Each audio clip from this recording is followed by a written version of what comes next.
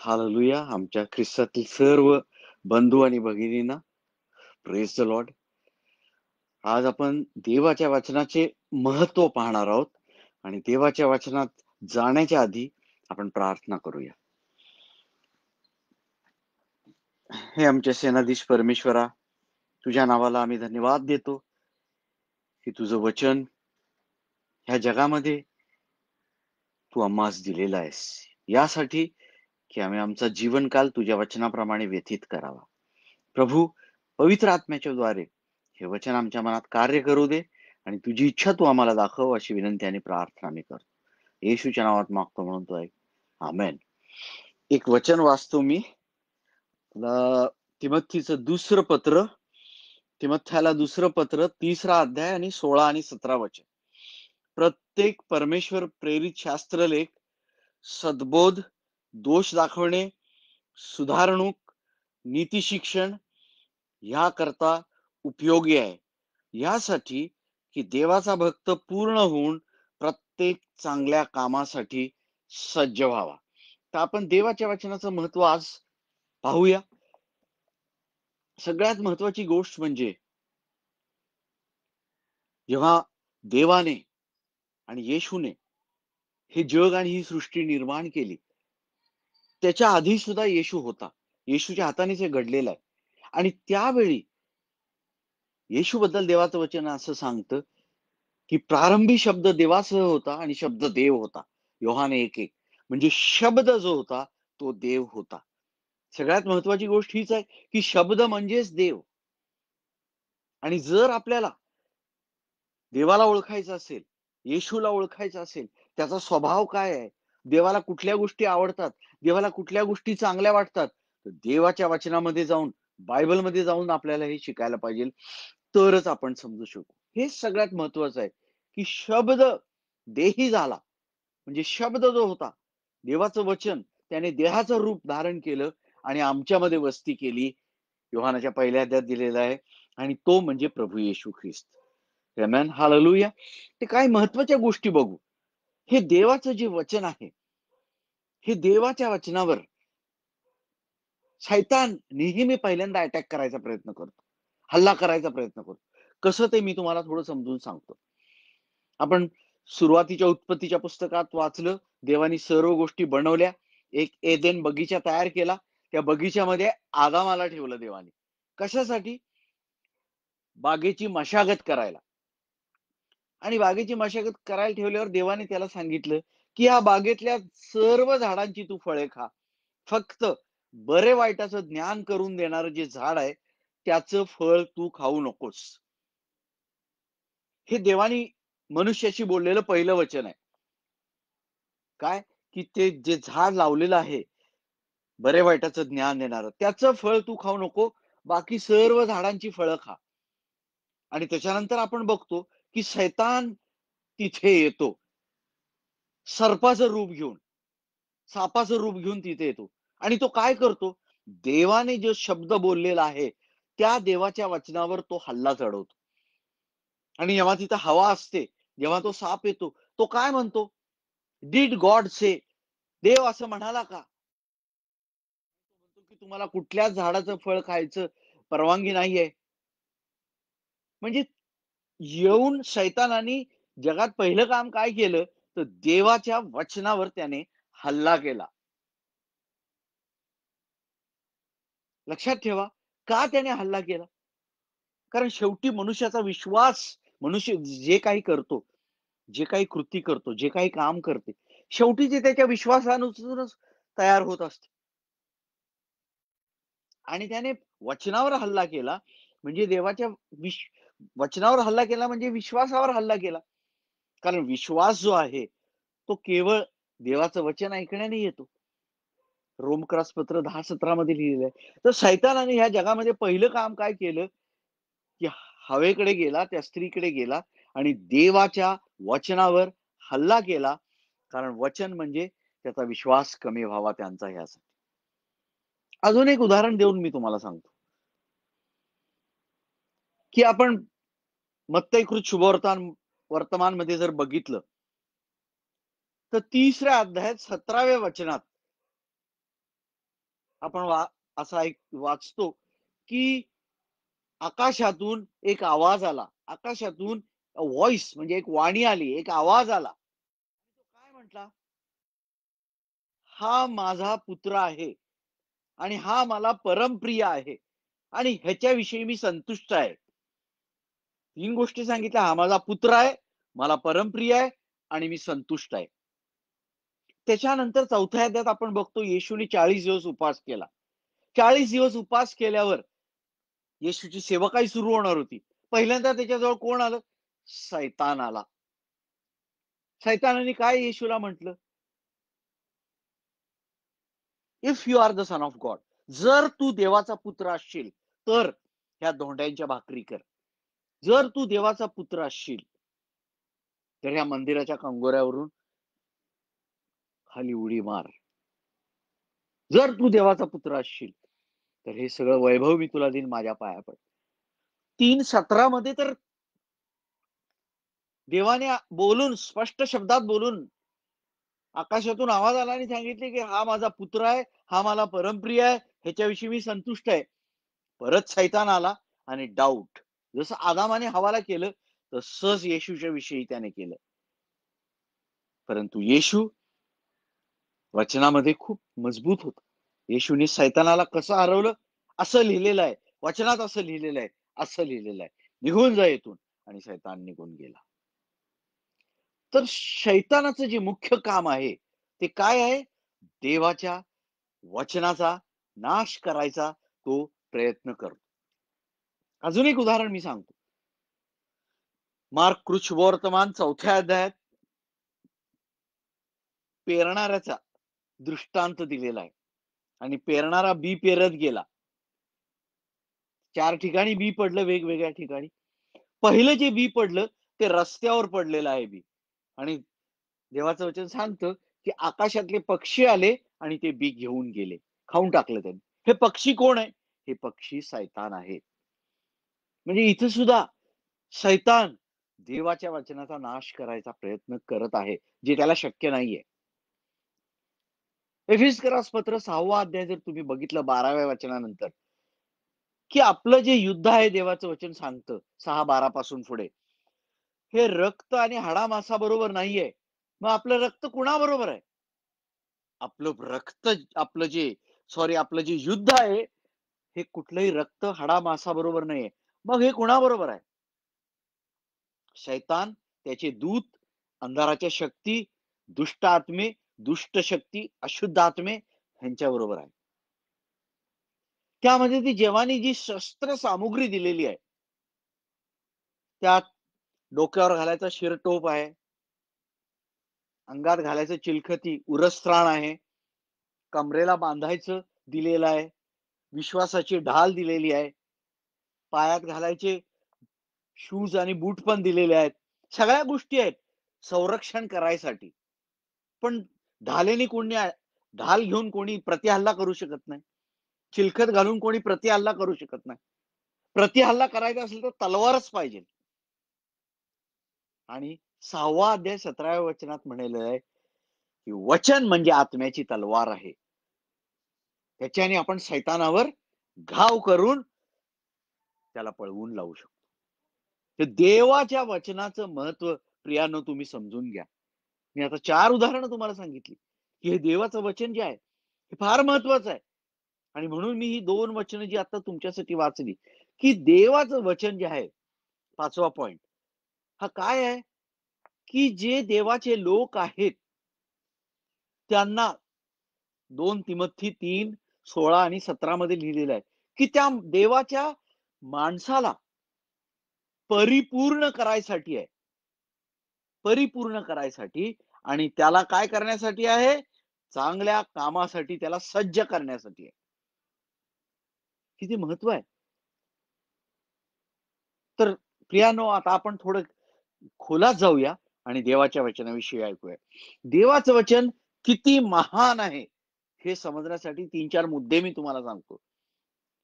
Point number 1, देवाचं वचन जे आहे ते सर्वोच्च आहे आणि आपल्यासाठी पूर्ण आणि पुरेपूर आहे. प्रत्येक गरज भाग सर्वोच्च आहे. देवाचं वचन कसं सर्वोच्च आहे? स्तोत्र संहिता 138 आणि वचन दुसरं त्यामध्ये असं लिहिलेलं आहे की तू आपल्या वचनाची महती किंवा गौरव हे तू आपल्या नावापेक्षा अधिक केलेलं आहे. म्हणजे देवाने स्वतःच्या नावापेक्षा स्वतःचं वचन अधिक उंच केलेलं आहे. प्रियानो, देव स्वतःच्या नावापेक्षा जर स्वतःचं वचन उंच करतो तर त्याला आपल्या हृदयामध्ये सगळ्यात प्रथम स्थान आपण नको का द्यायला? किती ते महत्वाचं आहे, किती इम्पॉर्टंट आहे हे आपण समजून घ्यायला हवं. दुसरी गोष्ट म्हणजे सर्व काही देवाची जी वचनं आहेत ती तुम्हाला काय करतील? ही सर्व देवाची वचनं जी आहेत ही कशी निघालेली आहेत? जसं देवाचा तो श्वास आहे, आत्म्याच्या देवाच्या आत्म्याच्या प्रेरणेने लिहिलेली ही वचनं आहेत. यासाठी की सद्बोध, दोष दाखवणे, सुधारणूक, नीती शिक्षण यासाठी ते उपयोगी आहे. तुम्हाला बोध करतं, तुमच्यातले दोष दाखवते, तुम्हाला धार्मिकतेबद्दल, नीतिमत्वाबद्दल ते शिक्षण देतं आणि तुमची सुधारणूक व्हावी, तुमचं जीवन बदली व्हावं, म्हणजे तुम्ही देवाला उपयोगी पडणारं पात्र व्हाल आणि देवाची सेवा करायला पूर्ण व्हाल आणि सज्ज व्हाल. किती महत्व आहे आणि हे पूर्ण आहे. अजून काही कमी आहे का? नाही. देवाने सगळ्या गोष्टी त्याच्या वचनातून आपल्याला दिलेल्या आहेत. म्हणजे पॉइंट नंबर 1 सर्वोच्च आहे, परिपूर्ण आहे, आपली प्रत्येक गरज भागवायला. दुसरा मुद्दा आहे, देवाचं वचन जे आहे ते मी आता सांगितलं अनंत काळासाठी आहे, इटर्नल आहे. सर्व काही निघून जाईल. एक तर ते आत्म्याच्या प्रेरणेने लिहिलेलं आहे आणि ते काय ही पृथ्वी निघून गेल्यावर वचन निघून जाईल असं काही नाही. भजन संहितेमध्ये असं लिहिलेलं आहे, फॉर एव्हर ओ लॉर्ड दाय word is settled in havens 119 मध्ये. सदा सर्व काळसाठी तुझं वचन स्वर्गात स्थिर झालेलं आहे.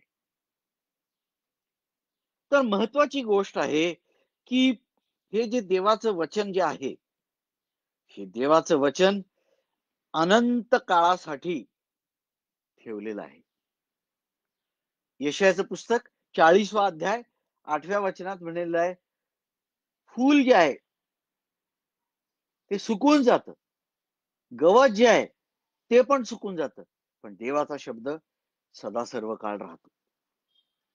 मत्तेची पुस्तक 24वा अध्याय 35व्या वचनात मध्ये लिहिलेलं आहे, आकाश आणि पृथ्वी ही निघून जातील परंतु माझं वचन जे आहे त्यातला एक काना, एक मात्रा, एक टिंब इकडचं तिकडं होणार नाही. हे वचन जर एवढं स्थिर आहे, सगळे निघून दिसणाऱ्या गोष्टी निघून जातील, वचन कधीही जाणार नाही. प्रियांनो, हे वचन आपल्या मनात पण स्थिर व्हायला पाहिजे. आमेन, हालेलुया. आणि हे वचन जे आहे हे अनंत काळासाठी आहे आणि देवाच्या प्रेरणेनं लिहिलेलं आहे. 2 पत्रस 1:21 मध्ये आणि हे 2 तिमोथी 3:16 मध्ये सांगितले. तिसरा महत्वाचा मुद्दा, परमेश्वराचं वचन जे आहे ते अचूक आहे आणि न बदलणारं वचन आहे. प्रियानो, हे लक्षात ठेवा, त्याच्यामध्ये कुठलीही चूक तुम्हाला आढळणार नाही. आत्म्याच्या प्रेरणेनं लिहिलेलं आहे, देवाने लिहिलेलं वचन आहे. भजन संहिता 19:7 मध्ये असं लिहिलेलं आहे की the law of the lord is perfect. परमेश्वराचं वचन अचूक आणि परिपूर्ण आहे. भजन संहिता 12:6 मध्ये, स्तोत्र संहिता 12:6 मध्ये पण असं लिहिलेलं आहे की देवाच्या वचनात कुठलाही चूक किंवा दोष तुम्हाला आढळणार नाही. आणि गिनतीचं पुस्तक म्हणजे नंबर्सचं पुस्तक 23 आणि 19 मध्ये असं लिहिलेलं आहे की God is not a man that he should lie. देव काही मनुष्य नाही की तो खोटं बोलेल आणि पश्चाताप करेल. म्हणजे देव बोलणार त्याच्या वचनाद्वारे, कधीही ते बदलणार नाही, त्याला पश्चाताप करावा नाही लागणार आणि तो कधीही बदलणार नाही, त्यापासून परावृत्त होणार नाही. तो बोलला तर ते करणारच. आपला भरोसा किती प्रियानो देवाच्या वचनावर असलं पाहिजे. तिसरी गोष्ट मी तुला सांगितली. आता चौथी महत्वाची गोष्ट आहे, हे जे आपलं विश्व आहे, हे जग आहे, ही जी पृथ्वी आहे, तर तुम्ही पाहिलं उत्पत्तीचं पुस्तक पहिल्या अध्यायामध्ये की देव बोलला आणि अस्तित्वात आले. देव म्हटला प्रकाश हो, प्रकाश झाला. देवाने पृथ्वी बनवली, आकाश, स्वर्ग बनवले, समुद्र वेगळा केला. देव बोलला आणि अस्तित्वात आले. म्हणजे त्याचा अर्थ काय? त्याच्यामध्ये किती शक्ती आहे. उत्पन्न, क्रिएट ज्याला आपण म्हणतो, निर्माण करण्याची शक्ती देवाच्या वचनामध्ये आहे. की देव बोलला आणि सर्व गोष्टी निर्माण झाल्या आणि अस्तित्वात आल्या. पृथ्वी, चंद्र, सूर्य, तारे, समुद्र, जमीन, पक्षी, प्राणी, मासे इत्यादी, इव्हन सर्व गोष्टी निर्माण करणे हे देवाच्या वचनामध्ये एवढी शक्ती आहे प्रियानो. आणि दुसरी गोष्ट, हे मी जे तुम्हाला सांगितलं हे आपल्याला कसं समजतं? इब्री लोकास पत्र 11व्या अध्याय 3ऱ्या वचनात हे लिहिलेलं आहे. त्याचप्रमाणे इब्री लोकास पत्र 1 अध्याय 3ऱ्या वचनात देवाचं वचन असं सांगतं की तो विश्व आधार आहे. He upholds the universe by the power of his word. त्याच्या वचनाच्या सामर्थ्याने तो साऱ्या पृथ्वीला पेलतो, आधार देतो. आमेन. पृथ्वीमध्ये किती हजारो अब्जावधी लोक आहेत. काय काय आहे, काय काय किती बिल्डिंगा, काय आहे काय नाही, ट्रेन, बसेस, ह्या सगळ्याला कोण उचलून धरतो? देवाचं वचन. हे कुठं लिहिलेलं आहे? इब्री लोकास पत्र 1 अध्याय 3रं वचन. प्रियानो, देवाच्या वचनाचं महत्व, महिमा, गौरव किती मोठी आहे हे तुम्ही 4 मुद्दे लक्षात ठेवा. आमेन. हालेलुया. तुमच्या जीवनात देवाचं वचन बदलाव आणि परिवर्तन घडवून आणू शकतं. आता आपण दुसऱ्या मुद्द्यावर जाऊया की हे जे देव आहे, हे देवाच्या वचनाचे आपल्याला काय फायदे होतील, किती आशीर्वाद देवाच्या वचनातून आपल्याला मिळू शकतील, हे आपण प्रियानो पाहूया. सगळ्यात पहिलं वचन जे आहे की मनुष्य आहे, घडी घडतो, घडी घडी चुकतो, पडतो आणि अशुद्ध होतो. आपल्याला एक गोष्ट चांगली माहिती आहे की प्रभू येशू ख्रिस्ताचं रक्त आपल्याला सर्व पापांपासून शुद्ध करते. वन जॉन, योहानाचं पहिलं पत्र 1 अध्यायात लिहिलेलं आहे, तुम्हाला चांगलं माहिती आहे. मी एक अजून गोष्ट प्रियानं तुम्हाला सांगू देत मला.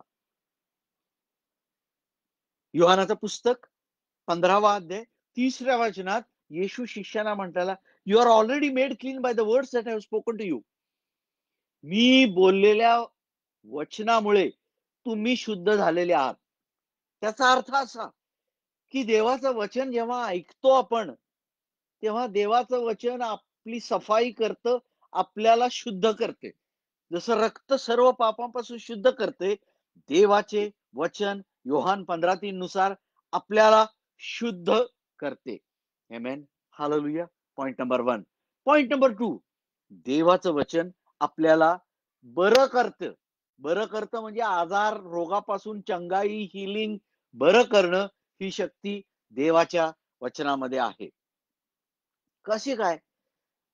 भजन संहिता म्हणजे स्तोत्र संहिता 107 वचन 20 मध्ये असं लिहिलेलं आहे, he sent for the word and heal them.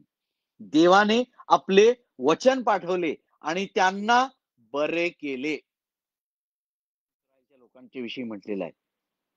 आणि तोच देव आज पण आहे. जो न बदलणारा परमेश्वर आहे. आज पण जर तुम्ही प्रार्थना केली देवाकडे, त्याचं वचन पाठवून तो तुम्हाला बरं करू शकतो. आपण हे ऐकतो की येशूने खाल्लेल्या फटक्यांमुळे आपल्याला सर्व रोग आपले बरे झाले. ही गोष्ट खरी आहेच, पण देव वचन पाठवून सुद्धा तुम्हाला बरं करू शकतो. तिसरी महत्वाची गोष्ट, देवाचं वचन तुमच्या जीवनात नवजीवन, संजीवन, जागृती आणू शकतो. स्तोत्रसंहिता 119 आणि वचन 50. Thy word gives me life. तुझं वचन मला नवजीवन देते.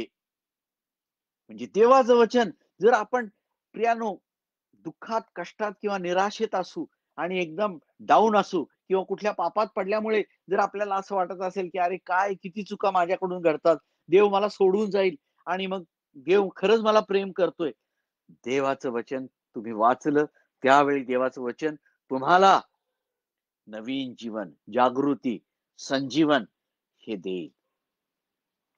आणि पाचवी महत्वाची गोष्ट म्हणजे देवाचं वचन तुम्हाला सांभाळू शकते. कसं काय ते मी तुम्हाला सांगतो. पाचवा महत्वाचा मुद्दा की जेव्हा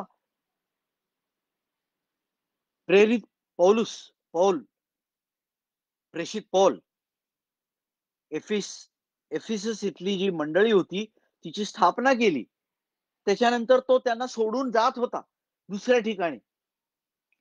त्यावेळी प्रेरितांची कृत्ये 20वा अध्याय आणि 32व्या वचनात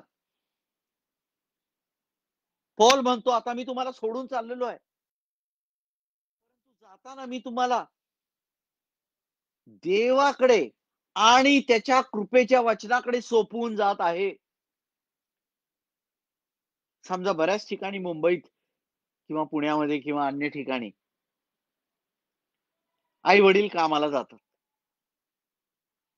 आणि त्यांच्याकडे जेव्हा लहान मूल बाळ घरात असेल तर ते त्या मुलाची आजी, आजोबा, काका, काकी किंवा घरात काम करणारी बाई तिच्या हाती सोपवून जातात. तसं प्रेषित पौलुस काय म्हणतोय, तो म्हणतो की एफिसकरांच्या लोकांना, एफिस इथल्या मंडळीला म्हणतो की मी तुम्हाला देवाच्या वचनाच्या हाती सोपवत आहे, हवाली करत आहे. ह्याचा अर्थ देवाचं वचन प्रियांनो आपल्याला सांभाळू शकतं, आपलं रक्षण करू शकतं, आपल्याला पडण्यापासून वाचवू शकतं. आमेन, हालेलुया. आणि सहावी महत्वाची गोष्ट, देवाचं वचन जे आहे ते तुम्हाला मार्गदर्शन करू शकते. मार्गदर्शन करून तुमच्या दुःखात तुमची सांत्वना करू शकते. जेव्हा सगळीकडे अंधार असेल, आजूबाजूची परिस्थिती विपरीत असेल, बिकट असेल, प्रियानो लक्षात ठेवा, स्तोत्रसंहिता 119 आणि वचन 5, तुझे वचन माझ्या मार्गाकरता प्रकाश आणि माझ्या पावलाकरता दिवा आहे. जेव्हा सगळीकडे अंधार असेल, देवाचं वचन तुमच्या मार्गाकरिता प्रकाश होईल. देवाचं वचन तुमच्या पावलाकरता दिवा होईल. आमेन, हालेलुया. आणि तुम्ही अंधारातून वाट काढू शकाल. हालेलुया. आणि त्याच्यानंतर देवाचं वचन सांगतं 119, 150 आणि 119-92 मध्ये स्तोत्रसंहिता, माझ्या दुःखात माझा अंत झाला असता, परंतु तुझ्या वचनामुळे मी आज टिकून राहिलेलो आहे, वाचलेलो आहे. भजन संहिता 119, 92 आणि 50 मध्ये लिहिलेलं आहे, माझ्या दुःखामध्ये तुझे वचनच माझे सहाय्यक झालेले आहे. तर देवाचं वचन तुमच्या हे जीवनरूपी प्रकाशामध्ये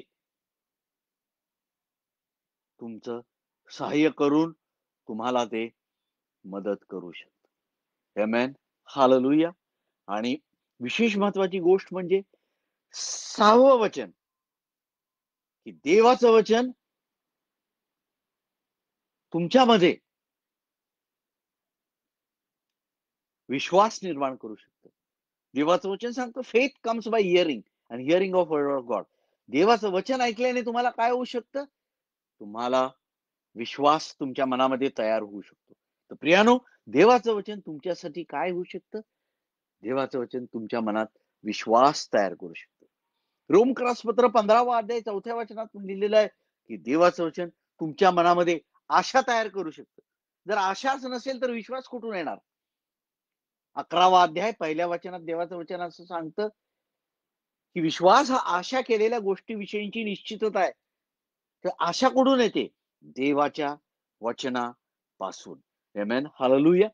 देवाचं वचन तुम्हाला विजय देऊ शकतं आणि तुम्हाला आनंद पण देऊ शकतं. हालेलुया. देवाचं वचन जे आहे, भजन संहिता 119 आणि 111 स्तोत्रसंहिता आणि भजन संहिता 119-11, केवळ 11 वचन पहिलं बघू.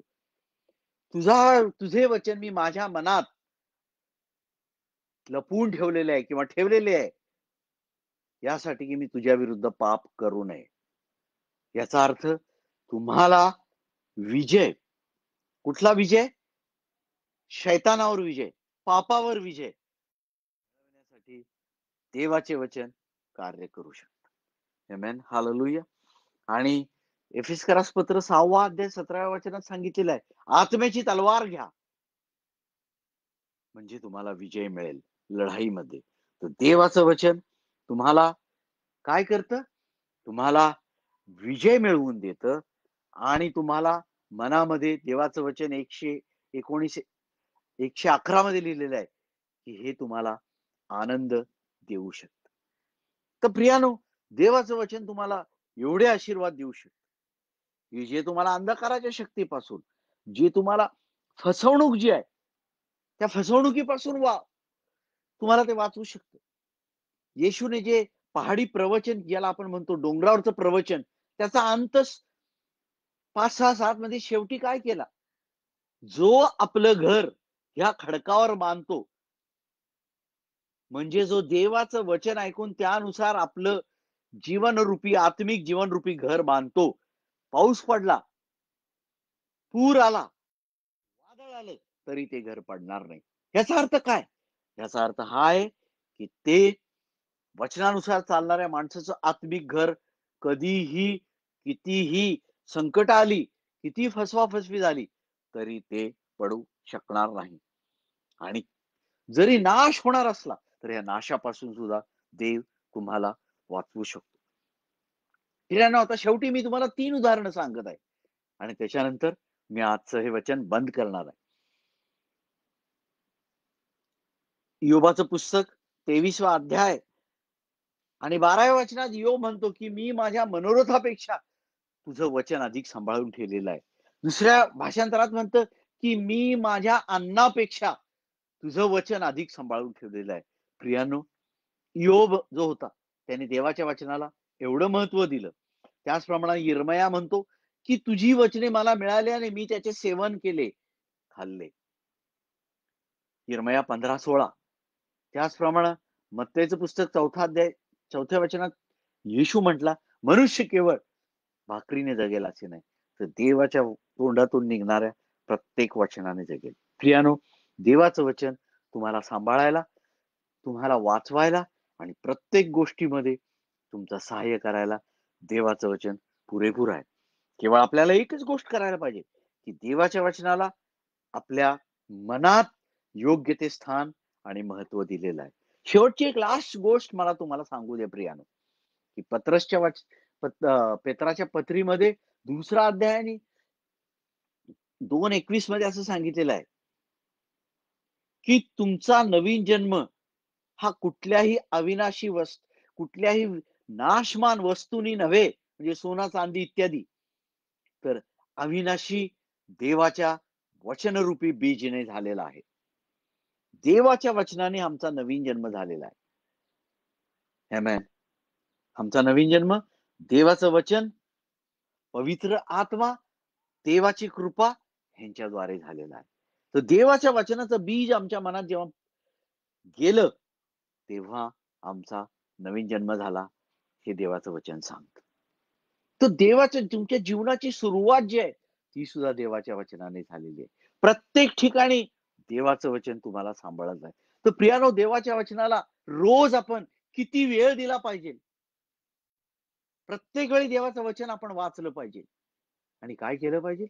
देवाचं वचन वाचून त्याच्यानुसार केवळ वचन ऐकणारे नव्हे, त्यानुसार चालणारे देवाने आपल्याला बनवावं, अशी आपण प्रार्थना करू. म्हणजे हे सर्व आशीर्वाद आपल्याला मिळतील. आमेन. हालेलुया. या आपण डोळे बंद करू. सेनाधीश परमेश्वरा, जे सहाय्य तू केलंस, तुझ्या नावाला मी धन्यवाद देतो. प्रभू, तू आमचा सहाय्य करता हो आणि जे वचन आज आम्ही ऐकलेलं आहे, ते आचरणात आणण्यासाठी तू आम्हाला सहाय्य करता हो, मदत कर आणि सर्व आशीर्वाद ह्याच्याद्वारे तू आम्हाला मिळू देत, अशी विनंती आणि प्रार्थना मी करतो. प्रभूजी, तू माझा सहाय्य करता हो आणि प्रत्येक व्यक्तीचं तू सहाय्य करता हो, की प्रभू तुझ्या वचनानुसार तुझे मिळालेले आशीर्वाद आम्हाला मिळावेत, अशी विनंती आणि प्रार्थना मी करतो. येशूच्या नावात मागतो म्हणून तो ऐक. आमेन.